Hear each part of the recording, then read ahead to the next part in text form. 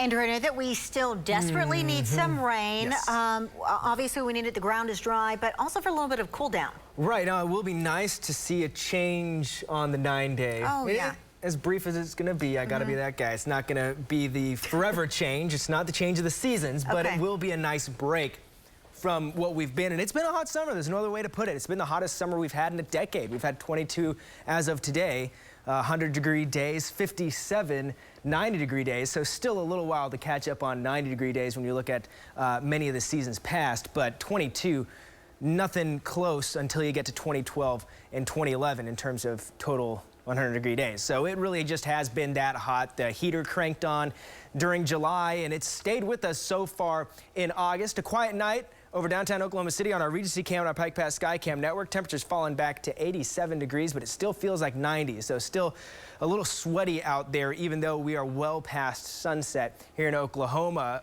Upper 80s and low 90s in the metro and elsewhere around the state.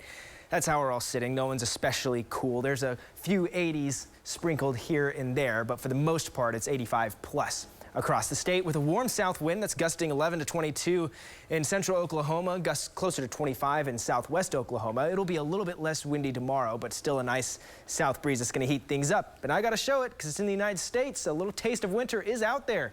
First winter storm warning of the season in northern Alaska. They still have almost complete sunlight up there this time of year, so that's certainly something to see. This is our big change, though. It's going to cool us down, not winter storm cool, but still a nice change compared to where we've been the last several afternoons. That's been upper 90s to triple-digit heat. Heat advisory is going to be with us through tomorrow, so at least another day with heat indices 105 plus. And then as we get to Monday, frontal boundary starts to stall across the state. That means rain chances go up. See a lot of green on the map. Also, temperatures will fall back into the 80s and 90s. Monday afternoon could still be hot, but we're looking at Tuesday afternoon and Wednesday afternoon of this week, looking pretty nice.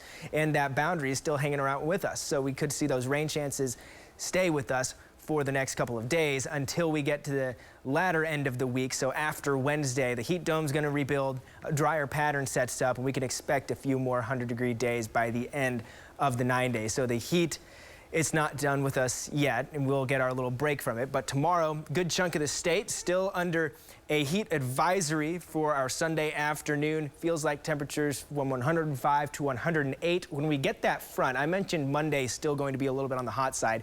When we get that front, though, that will make it a little bit more comfortable. Not incredibly cool, but at least a little bit more manageable before we get to next weekend and we see those heat indices climb back up above 100, as well as some air temperatures doing the same. Overnight, air temperatures falling back into the mid-70s and upper 70s for the start of our Sunday, so a little warm but not incredibly stuffy. And then 99 is what we'll do it in Oklahoma City tomorrow afternoon. So very close to another 100-degree day. We'll get that in Stillwater, Ponca City, and basically everywhere in the western half of the state. Once you get west of I-35, it's going to be hot. Also to keep in mind for the rest of your weekend, we've got 42 counties that are under a burn ban. So instead of just focusing on which individual counties, that's a lot from east to west. So tomorrow, definitely don't advise burns across the state. It'll be windy enough and it is hot and dry. 98 on Monday, still hot before we get the cool down, but you see where we get these light oranges next to the dark? That's some clouds popping up on this particular model, some storms forming. So by Monday afternoon,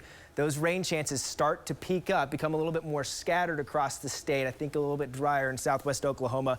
This could shift a little bit, but still northeast Oklahoma does look like the winner in terms of rainfall through Wednesday as we see our little bit more unsettled pattern hang around, and then we heat things back up next weekend. Sylvia, that's all I got. I'll send it back to you.